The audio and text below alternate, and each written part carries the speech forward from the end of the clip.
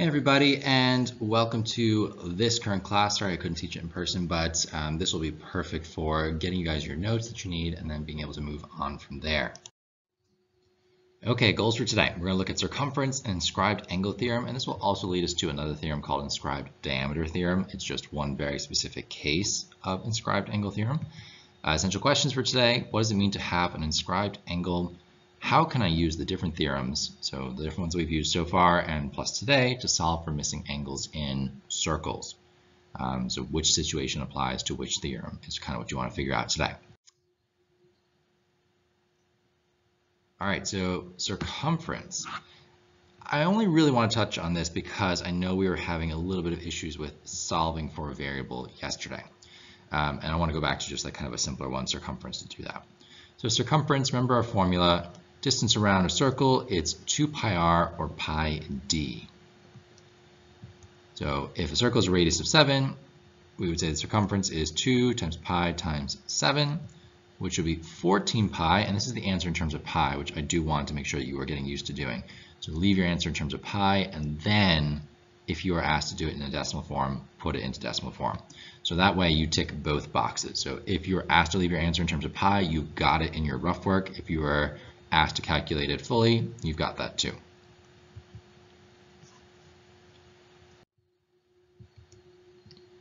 So take a shot at each of these, pause the video. I want you to write your answer in terms of pi for anyone where you're finding the circumference. When you're finding the radius, no need to do that. Now you will notice that 4 and 5 are already in terms of pi, so think about, okay, how can I cancel pi's out and get a radius value? And then in 6, it's a decimal, so you're going to probably be dealing with decimal again anyway. Pause the video, try all 6 of those, come back and see how you did. Okay, so for the first one, circle with a radius of 4, so we'd have 2 times pi times 4, which is 8 pi in terms of pi. Second one, 2 times pi times 10, which is 20 pi in terms of pi. So circumference of a circle with a diameter of 12, so remember this is pi d, so your answer is just 12 pi. Radius of a circle with a circumference of 24 pi, so 2 pi r is circumference, and that's equal to 24 pi. We want to isolate the variable r. It's being multiplied by 2 and pi, so we're going to divide by 2 pi on both sides. So then we end up with r is equal to 24 divided by 2 is 12, and the pi divided by pi is 1, cancels out, so our radius is 12. So yeah, make sure 2 times pi times r, they're all multiplied. You're going to divide to get rid of those. What is the diameter of a circle with a circumference of 56 pi? So 56 pi is equal to pi times diameter. Divide by pi on both sides, and the diameter is 56. Nothing too crazy here. Radius of a circle with a circumference of 47.124, and we're going to round to the nearest whole number.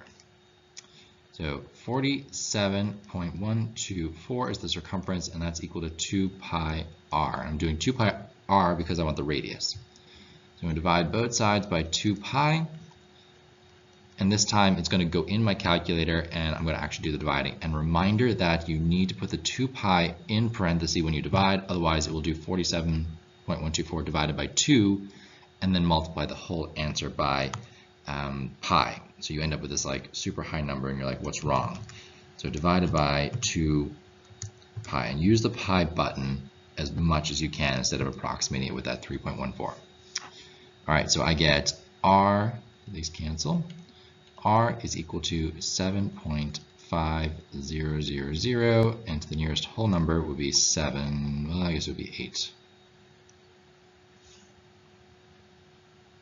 All right, how'd you do? If you have problems with that, make sure you check with the people around you and see, can you find someone who can help you out today? I'll also answer questions tomorrow if you have any. All right, this is the new one for today. I want you to copy this diagram down into your notes. So pause the video for as long as you need, copy the diagram down, and make sure you have these labels included. If you can color code it, even better. So chord shouldn't be a new word. Chord is a line segment with endpoints on the circle. But we then have an inscribed angle. An inscribed angle is an angle made by two chords. So two chords intersect at a common point, in this case A, you get an inscribed angle. The central angle, this should be something we're more familiar with. The central angle is at the center point of the circle. So where those two chords hit the outside of the circle at points B and D, we connect those back to C and we get a central angle. So for the two chords, AB and AD, we have an inscribed angle and a central angle. And then today is going to be about what's their relationship. So pause the video here, take down your diagram, take down the new words, the definitions if you need them. This is an important slide for you. All right, the theorem itself. The measure of an inscribed angle, I'm going to color code it again so it can match that diagram you had. So the inscribed angle is up here.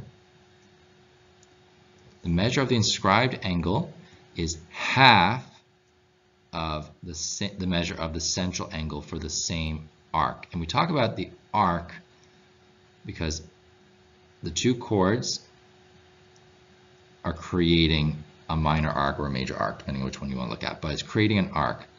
And the central angle for that arc is going to be the measure of the arc, and then the inscribed angle is going to be half of it. So just for example, if angle C was 120 degrees, angle A would have to be half of it. It would be 60. If you're told that angle A is 42 degrees, then we know that angle C is double that, it's 84 degrees. That's all there is to it. That is inscribed angle theorem. The inscribed angle is going to be half of the central angle. Now, it will be not as easy as that normally. There might be some algebra in here. There might be multiples of these on the same diagrams. You have to kind of keep track of which one is which, but the idea holds true that there are inscribed angles and central angles, and the relationship is one is half the other. All right, so a diameter, slightly different. Well, not different, it's a unique situation.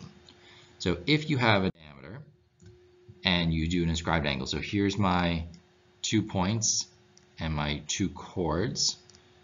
So if I said like this was A, B, and D. So AB and AD are both chords, and the arc in this case is a semicircle.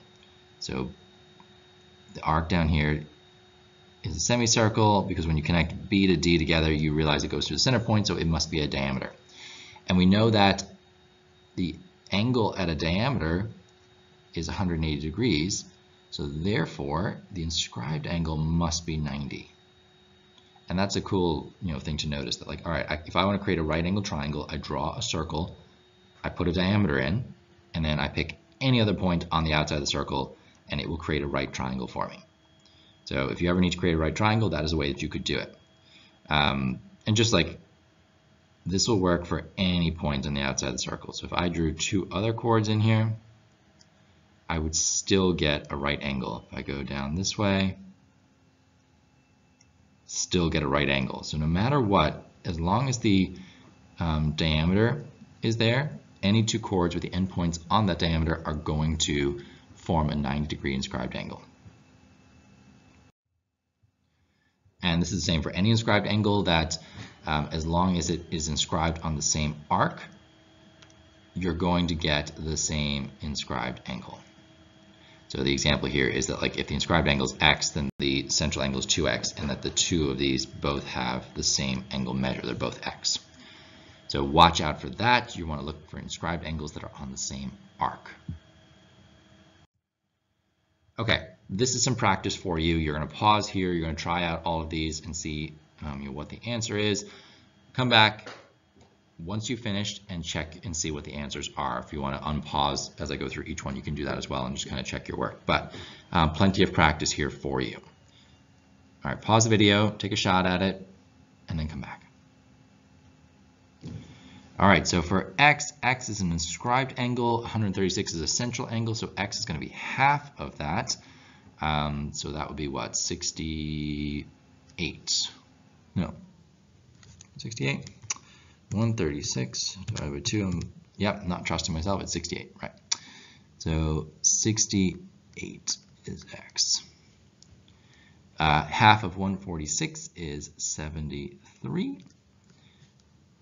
The inscribed angle is 49, so the central angle would be 98.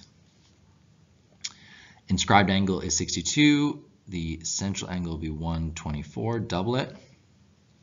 Okay, so now the 100 is on the outside, which means it's the measure of the arc, which means the angle in the center is also 100, so x is 50. All right, we got in number 14, we've got two measures of arcs, so we got 100 and 150, that's 250. So the last one must be 110 to complete the circle. So this is 110, so x is 55. All right, on 15, this is where I like to use a highlighter. I like sometimes to just highlight my arcs and then color code the inscribed angle that goes with it so that I can see which ones match, particularly if there's a lot of chords going on in a particular diagram. All right, so in this one, we've got 18 and x are both inscribed on the same arc. And I'll just give you some context. There is another one here. So this one down here, these two angles are both inscribed to that same arc as well. So those two would both match. And then we have vertical angles in the center. So those two are actually similar triangles in the middle. But we're more concerned with the 18 and the x. They're both inscribed on the yellow arc. So x is also 18 degrees. They're both half of the central angle that would have been created if we had connected those back. X and 27 both match again, so 27 degrees. Reason, they're both inscribed on the same arc. In 17, 55 and x are both inscribed angles for this little arc, and they're going to match as well. So both 55 as well. Now 18, let's see, so we got x is the one down here. We have a 12 degree and a 91. I know it's quite small actually. But if it's a triangle, so 12 and 91, the third angle should be supplementary with those two. So we have 12 plus 91 is 103, and if you take that away from 180, you get 77 degrees. So that missing angle is 77, and that one is the same inscribed angle as x because they're both inscribed to the same arc. So I would say, okay, that means x is 77. 19, it's actually not about inscribed angles. Those are vertical angles. So you got the angle here and the angle here are opposite each other where two lines meet. So that is 35 degrees. And then last one over here, we've got 29 degrees. 101 is at the vertical angle there, and x. So this one again is not about the inscribed angle per se. It's, if I were to draw that triangle on the left again,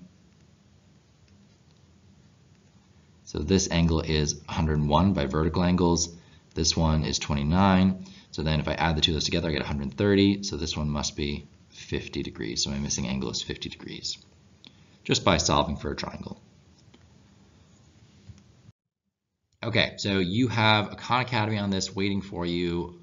We have area of a sector, Khan Academy, the radians, degrees ones, the arc length and arc measure. So you have plenty of stuff to kind of work on and get finished today.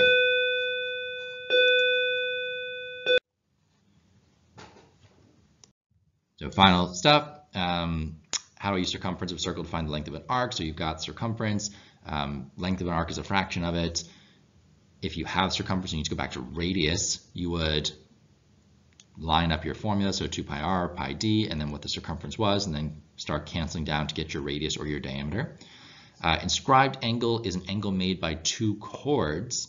So two chords intersect at the same point on the outside of the circle, creates an inscribed angle, and then the arc that those two chords are sitting on will also have a central angle, and the inscribed angle is half of the central angle.